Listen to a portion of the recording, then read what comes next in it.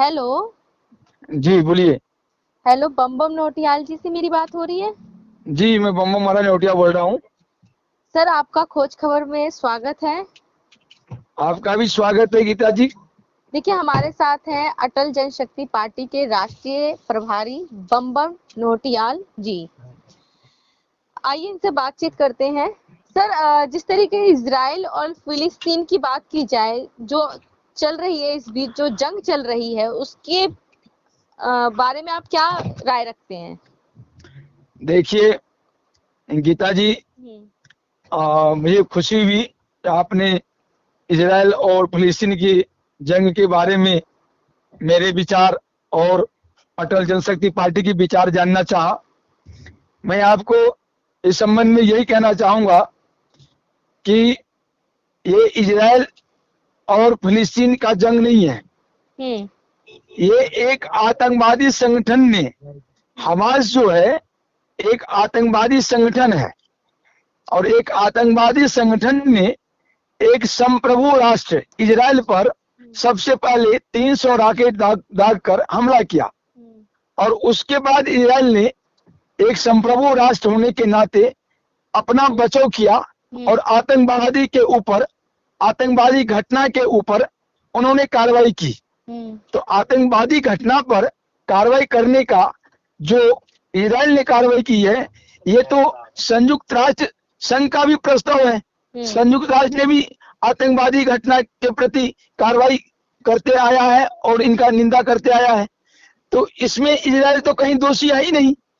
रह गया विश्व की वर्तमान स्थिति, जिसमें कि आप ये देखिए, जो सऊदी अरब या के भी जो मुस्लिम कंट्री है, 57 मुस्लिम कंट्री हैं, इनका जो पक्ष है, इनको पता नहीं ये लोग क्या समझते हैं, मुझे नहीं मालूम, लेकिन इन लोगों की दृष्टिकोण में किसी प्रकार का सही और गलत कुछ नहीं होता। अब हमास आतंकवादी संगठन ने इजराइल पर हमला किया, तो 57 मुस्लिम देशों को इस हमास जो आतंकवादी संगठन है, इनके खिलाफ कार्रवाई करनी चाहिए। 57 मुस्लिम देशों को फिलिस्तीन सरकार को कहना चाहिए कि हमास पर प्रतिबंध लगाए, हमास को बंद करे, हमास के खिलाफ फिलिस्तीन सरकार कार्रवाई करे। लेकिन 57 मुस्लिम देश गलत ट्रैक पर जाकर इसराइल के खिलाफ लामबंद हो रहा है।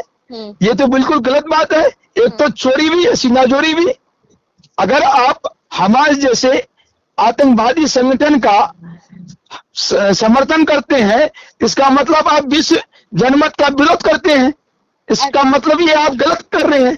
अच्छा तो सर, इजराइल, हाँ अच्छा, बोलिए। इस बीच में जो फिलिस्तीन इजराइल के बीच में जो चल रहे मौजूदा संघर्ष है सर, चीन को अमेरिका के खिलाफ बोलने का मौका दे दिया गया है। इसमें चीन लगातार खुद को मुस्लिम हितैषी और मानवाधिकार का रक्षक बताने वाला अमेरिका पर सवाल खड़े कर रहा है। इस पर क्या कहना चाहेंगे? चीन जो है ना, चीन सबसे बड़ा आतंकवादी पोषक देश है।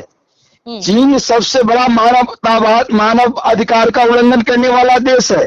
चीन सबसे बड़ा विस्तारवादी देश है। चीन की नीति और नियत कभी भी साफ नहीं है। ये तो नेहरू की गलती का परिणाम है, जो इसको संयुक्त राष्ट्र में ये सदस्य बना हुआ बेटों का पावर लेके। नहीं तो इसकी वो हालत होती, इनको बीजिंग में घुस के मारते। मेन बात यह है चीन को कंट्रोल करना। लेकिन सर देखिए, एक मानव अधिकार के तहत हम देखा जाए तो सबको अपनी राय रखने का अधिकार है ना सर। हर कोई अपनी राय रख सकता है। देखिए, मानव अधिकार ही बने किस लिए है सर? मानव अधिकार क्या है? जो आप किसी के घर में रॉकेट दाग दीजिए, या मानव अधिकार क्या है? आपका रॉकेट हम खा लें और हम घर में बैठ जाए और हम कुछ नहीं, बदला में हम अपना बचाव नहीं करें, ये मानव अधिकार थोड़ी है। मानव अधिकार वो है जो, देखिए हमारे शास्त्र में कहा गया है, अहिंसा परमो धर्मा, धर्म हिंसा तथैव च। मतलब धर्म के लिए अगर हिंसा करते हैं या अपनी रक्षा के लिए हिंसा करते हैं, तो वो हिंसा नहीं है, वो धर्म है। समझे? तो इसलिए इजराइल जो कर रहा है वो उसका धर्म है, वो राष्ट्रीय धर्म है, अहिंसा का भी धर्म है और उसका अपना डिफेंस का भी धर्म है। लेकिन 57 मुस्लिम देश जो हमास के साथ, फिलिस्तीन के साथ खड़ा हुआ है, ये इनका अधर्म है, ये गलत है। और चीन जो इनका पक्ष ले रहा है, ये अपने गिरबान में चीन झांके। चीन तो हमेशा गलती करता है, चीन कभी सही किया ही नहीं है। सर लेकिन चीन ये भी तो कह रहा है ना कि अमेरिका को अपना रुख साफ कर देना चाहिए फिलिस्तीन के मुस्लिमों के प्रति, जो उनके ऐसा है के प्रति, तो उनको अपना रुख चेंज करना चाहिए ना। ये मुस्लिम चेंज नहीं मतलब साफ साफ तो बताएं क्या है। मैं आपको ये कह रहा हूँ, चीन जो कह रहा है मुस्लिमों के प्रति अमेरिका को रुख साफ करना चाहिए, चीन बहुत बड़ा तेज आदमी है, कहता है बेवकूफ भी है, तेज भी है। मेन बात ये है, अमेरिका तो अपना रुख साफ कर दिया। अमेरिका ने तो साफ कह दिया, जो इजराइल ने डिफेंस में अपना काम किया है और हर राष्ट्र को डिफेंस का अधिकार है, और अमेरिका उनके साथ में है। देखिए क्योंकि सर आपसे मैं एक और क्वेश्चन करना, जैसे फिलिस्तीन मुस्लिम की जान जितनी कीमती होती है ना सर, वैसे ही आप बाकी मुसलमानों की भी जान उतनी ही कीमती समझिए सर। इसी को लेकर के उन्होंने जो है चीज को कहा है चीन ने। ऐसा है, चीन जो है ना बेमतलब ये बात किया है कि जान सबकी कीमती है, लेकिन एक आतंकवादी किसी की जान को मारता है तो वो मानवाधिकार का उल्लंघन नहीं है। और जब उसका जवाब में उसका आतंकवादी की मौत होती है तो आतंकवादी का मानवाधिकार हो जाता है। ऐसा नहीं हो सकता। आतंकवादी है, जो किसी को हिंसा करता है बदले में उसको हिंसा ही मिलेगा। आप किसी को जो लेंगे तो वही रिकवरी तो वही होगी। ये थोड़ी है आप किसी को मौत दें आपको जीवन मिले, ऐसा नहीं हो सकता। वो समय चला गया जब आप काट मार करके पूरे 57 देश सनातन धर्मियों से हड़प लिए। ये मुस्लिम देश थोड़े कहीं था विश्व में, कहीं नक्शा नहीं था मुस्लिम देश का। ये सारा जो हड़पा है, हम सनातन धर्मियों को, हमारे देश को हड़प के ये मुसलमान देश काम कर दिया है। ये इनकी जो गलत परंपरा है, इसको अगर इजराइल ने रोका है तो इजराइल ने सही कदम उठाया है। अच्छा और डिफेंस करने का अपना अधिकार है उसको। संयुक्त राष्ट्र संघ सुरक्षा परिषद के बारे में क्या कहना चाहेंगे सर? संयुक्त राष्ट्र संघ सुरक्षा परिषद में जो गुतारेस महासचिव है, ये महा ही अयोग्य व्यक्ति है, गलत व्यक्ति है। इनको सभी सदस्य देश बैठ के मीटिंग करके इनको बाइकआउट करे, इनका बहिष्कार करे, इनको बर्खास्त करे, नया महासचिव लाए। और चीन की जो अध्यक्षता है, चीन को भी बर्खास्त करे, इनको निलंबित करे। वो चीन इस देश के काबिल नहीं है, संयुक्त राष्ट्र सुरक्षा संघ के देश के काबिल नहीं है, न सदस्य के काबिल है, न ही गुतारेस महासचिव के काबिल है। गुतारेस को सच और झूठ का ज्ञान नहीं है, सही गलत का ज्ञान ही नहीं है। वहां बेवकूफ आदमी है, या बेवकूफ कहिए या पूर्वाग्रह से ग्रसित कहिए। एक पक्षी आदमी का नहीं देखना चाहिए, ये देखना चाहिए दोनों पक्ष सही और गलत का फैसला करना चाहिए। गलत अगर हमास है तो हमास को गलत बोलना चाहिए, इजराइल अगर सही है इजराइल को सही बोलना चाहिए। लेकिन गुतारेस ऐसे बेकार आदमी मैं दुनिया में नहीं देखा हूं। कैसे इसको वहां पर महासचिव बना दिया पता नहीं। इनको बर्खास्त करनी चाहिए, इनको वहां से निलंबित करके चर्चा करनी चाहिए। अच्छा सर, एक चीज और पूछना चाहूंगी, क्वेश्चन और मेरे, जैसे इजराइल ने गाजा में मचाई तबाही है, ठीक है ना, गाजा में उन्होंने तबाही मचाई है। एयर स्ट्राइक में जो है 213 जो है लोगों की मौत हुई, ठीक है ना सर। इकलौती कोविड लैब भी तबाह हो गई सर। इस पर क्या कहना चाहेंगे? ऐसा है, इस पर एक बात देखिए, युद्ध जब होता है ना तो उसमें मिठाई नहीं पड़ता है, समझे।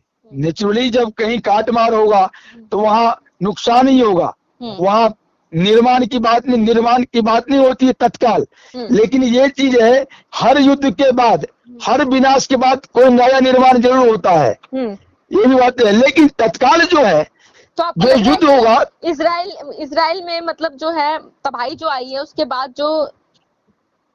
बाद की जो घटनाएं होंगी वो कुछ अच्छा नया चीज लेकर आएगी।